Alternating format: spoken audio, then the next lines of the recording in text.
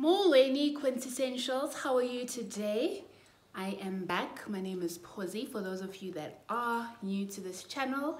Today I want to talk about saying no to a deal. We always hear of the year of yes, but not every open door is a door that you need to go into. Which deals should you be saying no to and why? Let's get right into it. Thanks, Quintessentials. The first reason why you shouldn't be getting into a deal is if it doesn't suit your values. If you can feel deep in your spirit that this is not a client, a product, a service that you can align yourself with willfully and freely without any contention in your heart, then that is a clear sign that it is a no. You should be saying no. I understand that there are situations where we find ourselves desperate, where we need money, where things are tight. But in the long run, when you think about taking this deal, will you be happy about yourself in 5 years' time, in 10 years' time, tomorrow? When we take deals, we always need to look at the purpose behind it. Does it align to your company's vision? Does it align to your own personal purpose, your own personal vision, your own personal goal? Does it fit into where you are seeing your company going and growing? Or do you feel and worry that by taking this specific deal, you are going to compromise your reputation, you're going to compromise yourself, you're going to tarnish your story, your testimonial at the end of the day? Those are the things that you need to look into when you're actually reflecting and thinking about when to say no to a deal, when you need to close a door to a specific opportunity. The second thing you need to consider is if you know that you are unable to meet the scope of work, then you should completely say no, totally say no. If you know that this is not your skill set, or if it is your skill set, you don't have the resources, you don't have the capacity to fulfill the scope of work, the terms of reference that have been outlined in the brief, then you absolutely should not be taking a deal that you know that you're going to be unable to fulfill. Because at the end of the day, you are tarnishing your name, you are tarnishing your credibility, and you are promising a client that you are going to deliver a service, and you know at the back of your mind that actually I don't have the ability, I don't have the know-how. And if you are perhaps taking the deal with the hopes that you are still going to build a team, still find the right people, and you don't have those connections just as yet, maybe it is time to hold off. It's okay to say no if you're not ready. It's okay to say no and wait it out and actually do the groundwork and build a team and learn the skill and find the right people, rather than taking on something and it is going to fail. I don't think any of us get into business to fail.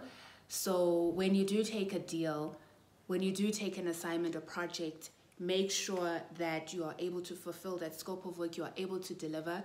You don't want to be blacklisted. You don't want your name to be all over the news because you could have simply just said no, but because you were greedy or you were afraid, out of fear, you were unable to say no, and you committed yourself to something knowing fully well that you were not able to meet the demands of that specific job.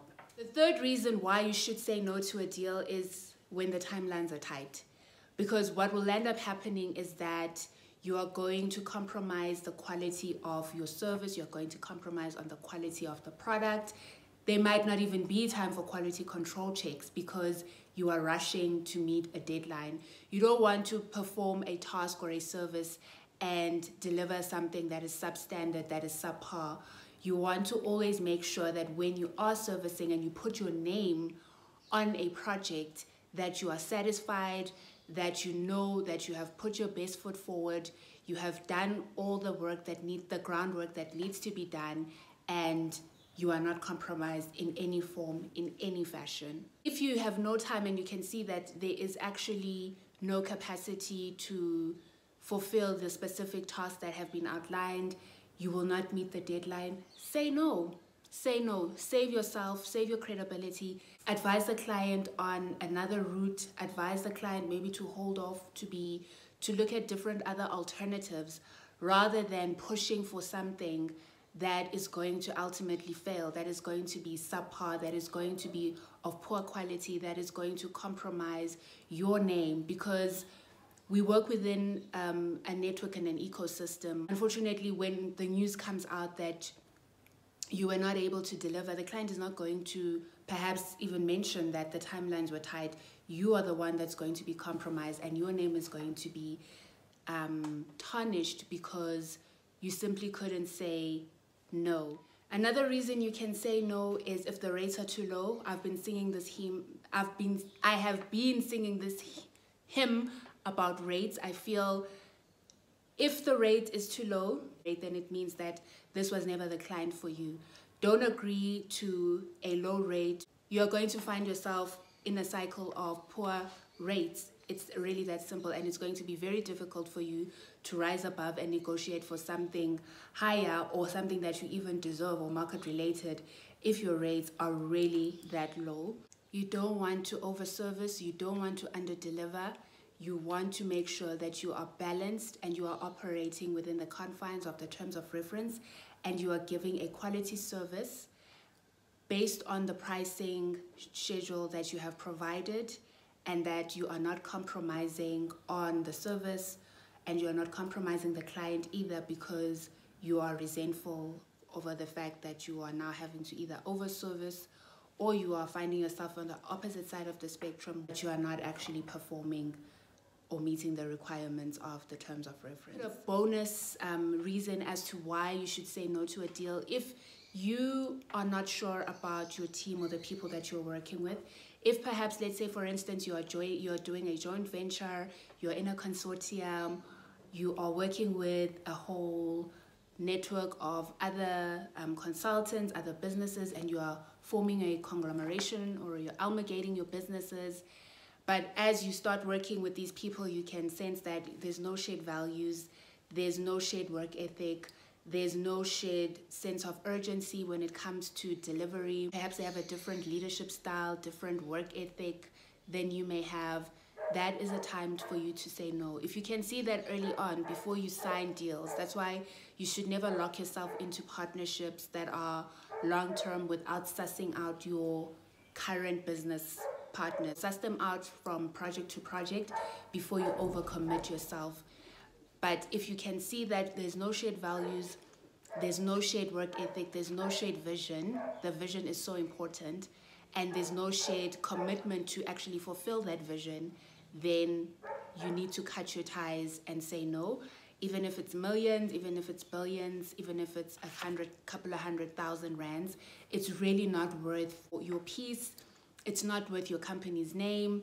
It's not worth the stress and the anxiety and the discomfort that is going to come from you working with people that you really know you don't like. Listen to the things that they say.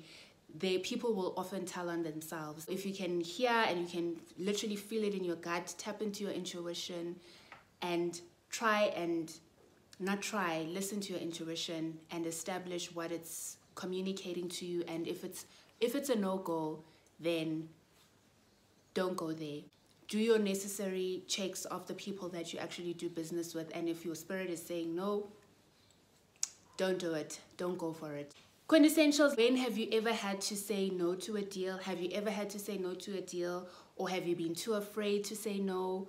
What else are some of the things that we need to look out for as consultants, as business people, when we are doing business? What are the things that we really need to avoid and say no to as entrepreneurs when we are in business? Comment below, like, share, subscribe. Thank you so much for the support and for watching all these videos. I really appreciate you all.